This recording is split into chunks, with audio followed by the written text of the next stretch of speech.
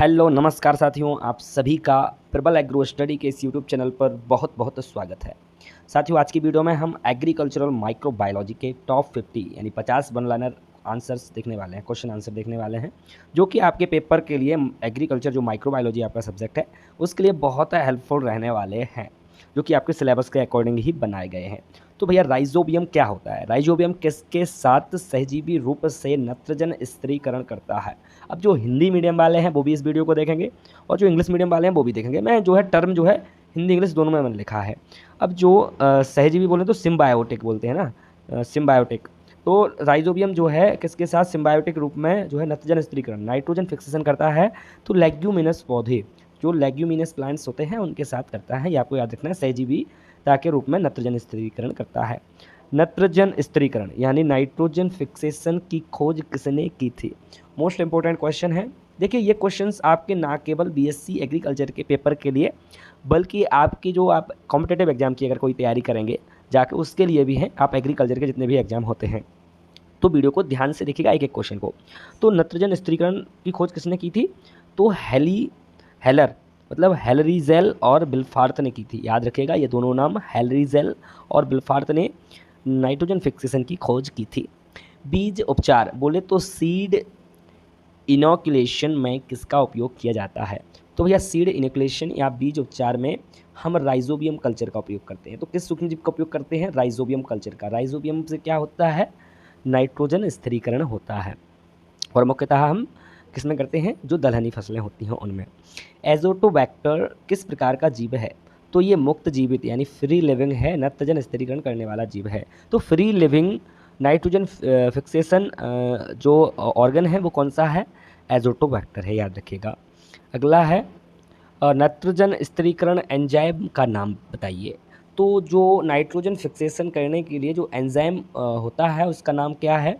तो नाइट्रोजिनेज है। क्या है? Nitrogenase enzyme. यहाँ पर देखिए आपको दिया गया है नाइट्रोजिनेज एंजाइम, उसको हम बोलते हैं।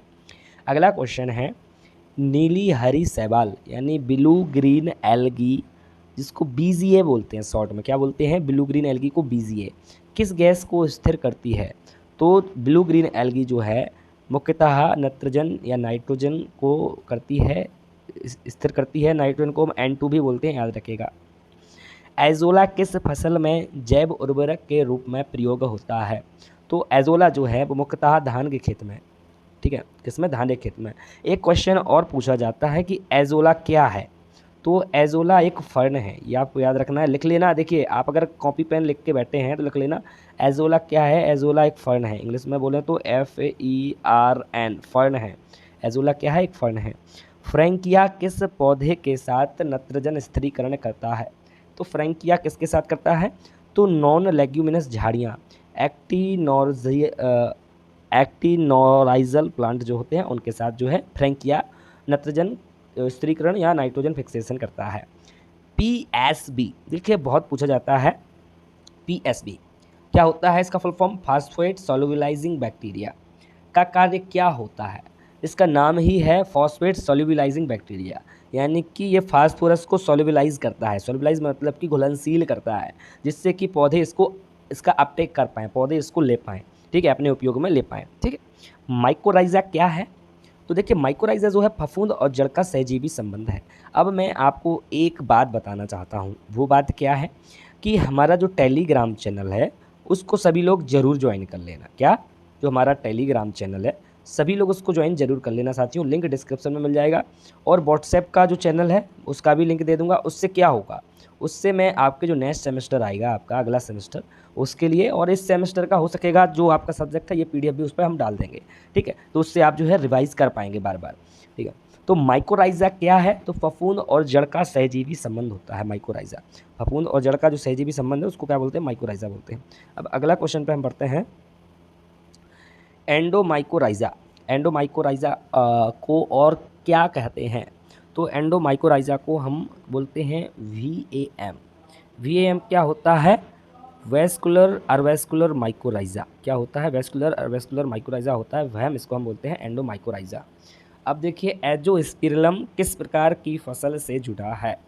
तो एजोस्पिरिलम पूछ रहा है, तो ये जो है घास कुल की फसलों से, सीरियल क्रॉप्स बोलते हैं, जो हमारी अनाज वाली फसलें होती हैं, एजोस्पिरिलम उससे जुड़ा हुआ है। सबसे पहला एंटीबायोटिक कौन सा था? तो सबसे पहला एंटीबायोटिक कौन सा था? तो वो पेनिसिलिन था, याद रखिएगा। कौन था? पेनिसिलिन। और इसकी खोज किसने की थी? नेक्स्ट क्वेश्चन ही है। तो अलेक्जेंडर फ्लेमिंग ने की थी, याद रखिएगा। किसने की थी? तो भैया ये आपके अलेक्जेंडर फ्लेमिंग ने की थी इसकी खोज, अलेक्जेंडर फ्लेमिंग ने की थी। अगला क्वेश्चन है फफूंद फंजाई की कोशिका भित्ति, यानी अगला क्वेश्चन बोल रहा है कि फफूंद या फंजाई की कोशिका भित्ति सेल वॉल किससे बनी होती है? तो काइटिन की बनी होती है, याद रखिएगा, काइटिन। ठीक है, फफूंद की कोशिका भित्ति सेल वॉल। बैक्टीरिया की कोशिका भित्ति किससे बनी होती है? तो भैया बैक्टीरिया की जो कोशिका भित्ति है वो पेप्टिडोग्लाइकन से बनी होती है। ये क्वेश्चंस जितने भी बता रहा हूँ मैं, एक बार पूरा वीडियो आप देखने के बाद इसको हो सके तो दोबारा भी देख लेना, वीडियो को सुन के भी काफ़ी याद होता है।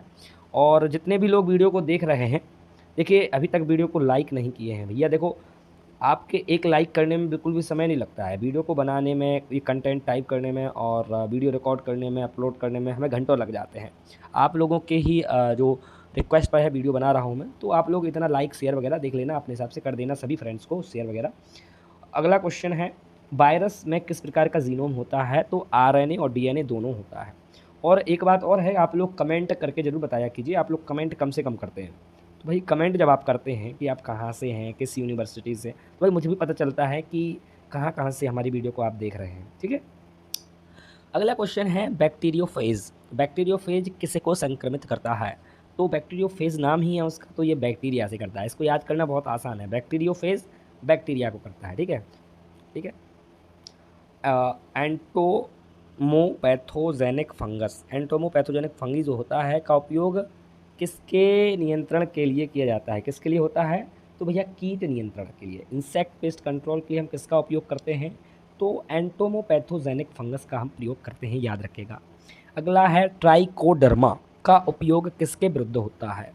तो पौध रोग किसके लिए? पौध रोग के लिए होता है, प्लांट डिसीज़ के लिए।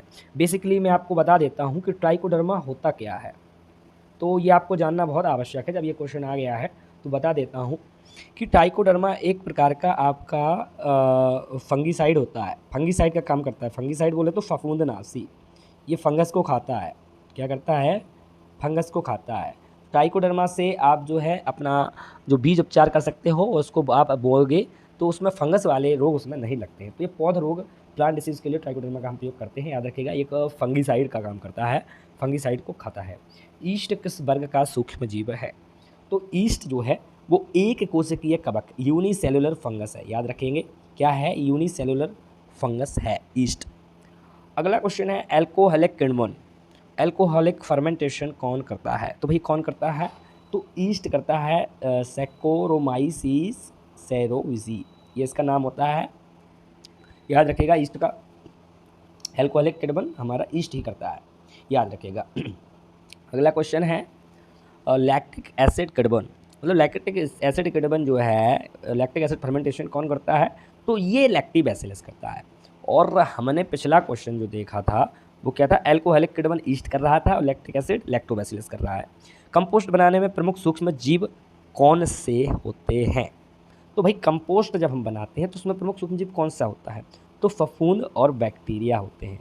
जो हम कंपोस्ट बनाते हैं ना, जो कंपोस्ट, जैसे कि आपने नाम सुना होगा वर्मी कंपोस्ट, तो भाई उसमें भी कुछ बैक्टीरिया तो प्रेजेंट होंगे ना, बैक्टीरिया और फंजाई उसमें भी पाए जाते हैं। वैसे बनता तो केचुए के द्वारा है, लेकिन जो बनाया जाता है उसमें भाई बैक्टीरिया तो होंगे ना।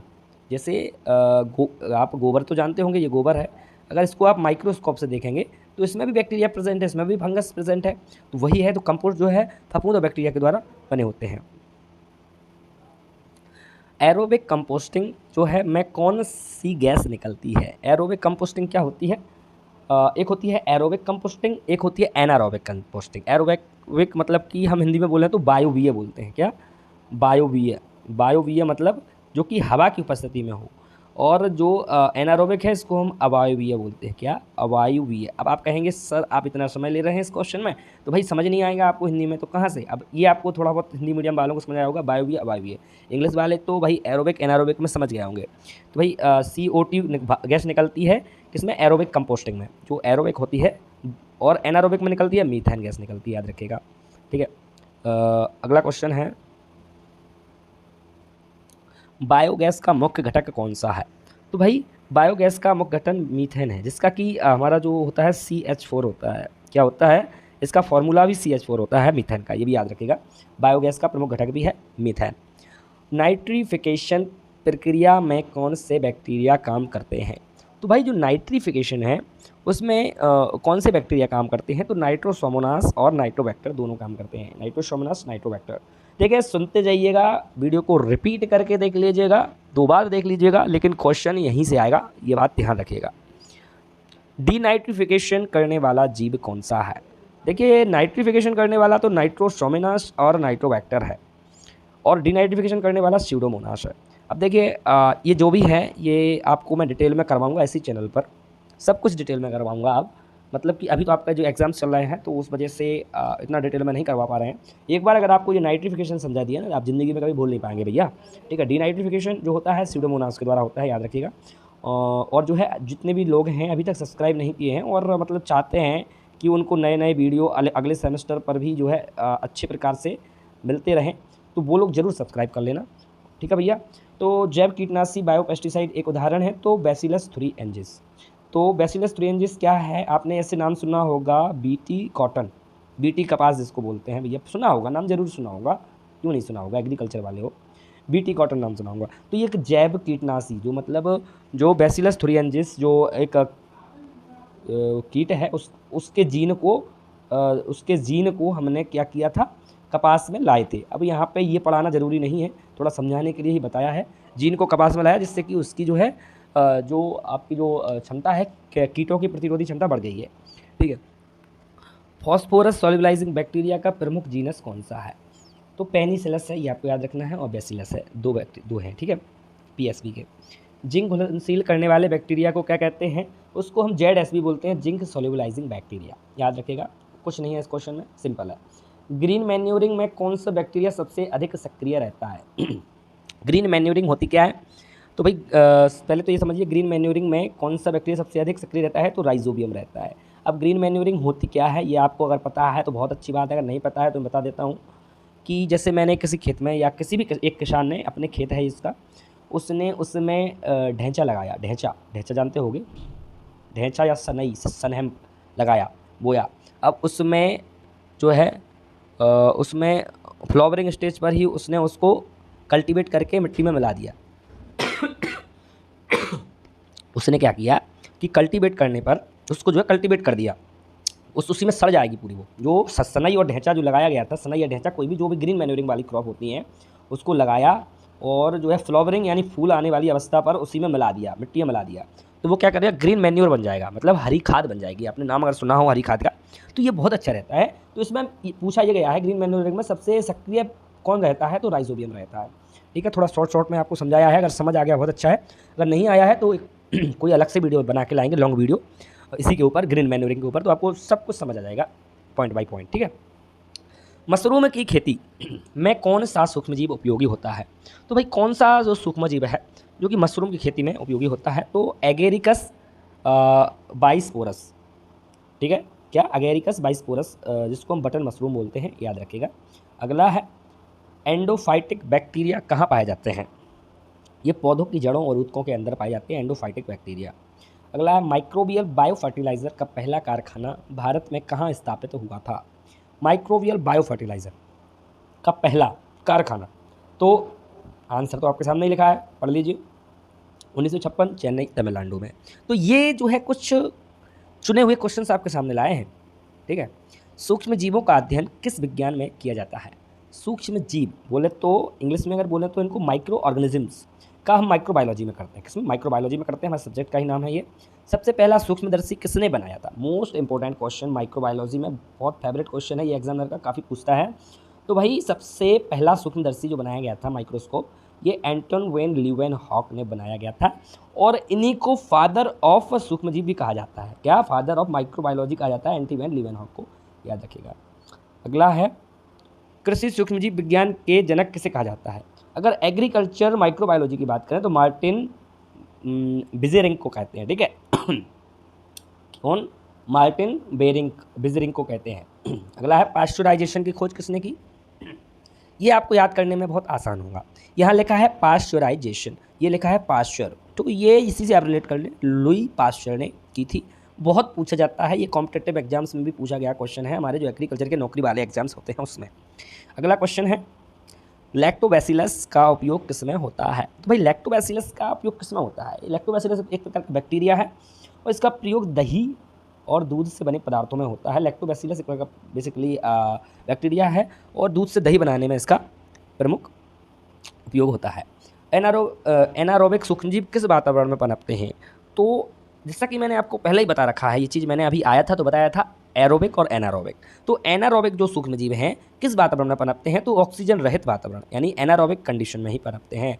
ऑक्सीजन रहित, जहाँ पर ऑक्सीजन उपस्थित नहीं रहता है उनको, और वहाँ पे वो सूक्ष्मजीव जीवित रहते हैं, सर्वाइव कर पा रहे हैं, तो वो एनारोबिक कंडीशन होती है और उसी में वो रहते हैं। अगर आपसे पूछे कि एरोबिक कंडीशन पूछे आपसे, केवल इतना इतना लिख दे एरोबिक कंडीशन, ठीक है, तो अगर आपसे ए एन यहाँ से हटा दीजिए, आपसे अब पूछ लिया कि एरोबिक कंडीशन, तो यहाँ पर जहाँ पर ऑक्सीजन उपस्थित रहता है उसको हम एरोबिक कंडीशन बोलते हैं, और जहाँ पर ऑक्सीजन उपस्थित में कोई भी सर्वाइव कर रहा है तो उसको हम जो है एरोबिक माइक्रो ऑर्गेनिज्म बोलते हैं, ठीक है। एक्टिनोमाइसिटीज़ किसके उत्पादन में सहायक होता है? तो सुन लीजिएगा, तो ये एंटीबायोटिक्स में होता है। एक्टिनोमाइसिटीज़ किसमें? तो एंटीबायोटिक्स में होता है। मछली तालाब, फिश पॉन्ड जो है शैवाल का प्रमुख कार्य होता है, तो क्या होता है कार्य? तो ऑक्सीजन उत्पादन करना। तो मछली तालाब, फिश पॉन्ड में शैवाल का प्रमुख कार्य होता है तो ऑक्सीजन का उत्पादन करना। अगला है माइकोराइजा, पौधों को किस पोषक तत्व की उपलब्धता में मदद करता है? तो ये फास्फोरस में करता है। क्या? फास्फोरस में करता है। किसमें? फास्फोरस में। माइकोराइजा फास्फोरस में मदद करता है। एजोला में कौन सा साइनोबैक्टीरिया पाया जाता है? तो एजोला में एनाबीना पाया जाता है, याद रखिएगा। अगला क्वेश्चन है साइलोबायोटिक्स, साइलेज इनेक्युलेंट्स का उपयोग किस में किया जाता है? तो ये आपके हरे चारे के संरक्षण साइलेज मेकिंग में किया जाता है, ठीक है। साइलेज के बारे में आप पढ़े होंगे, अगर नहीं पढ़े हैं तो आपको पढ़ाएंगे आगे किसी वीडियो में, सब्सक्राइब करके रखना, तो आपको जो है सभी वीडियो अगर आप देखेंगे तो आने वाली वीडियोज़ में आपको ज़रूर बताएंगे साइलेज क्या होता है। चारे को हम संरक्षित कर लेते हैं, अभी इतना ही समझ लीजिए। 48 क्वेश्चन है सूक्ष्मजीव की सहायता से मिट्टी में जैविक पदार्थ का अपघटन किसे कहते हैं? तो उसको हम डिकम्पोजिशन बोलते हैं, अपघटन, ठीक है। अगला है माइक्रोबियल बायोटेक्नोलॉजी का कृषि में मुख्य उपयोग क्या है? तो माइक्रोबियल बायोटेक्नोलॉजी जो है उसका प्रयोग क्या है कृषि में? तो भैया इसका जो उपयोग है वो उर्वरक उत्पादन, रोग नियंत्रण और वृद्धि प्रोत्साहन है। 15 क्वेश्चन है पौधों में रोग पैदा करने वाला सूक्ष्मजीव को क्या कहते हैं? तो इसको हम फाइटोपैथोजन बोलते हैं। क्या? फाइटोपैथोजन।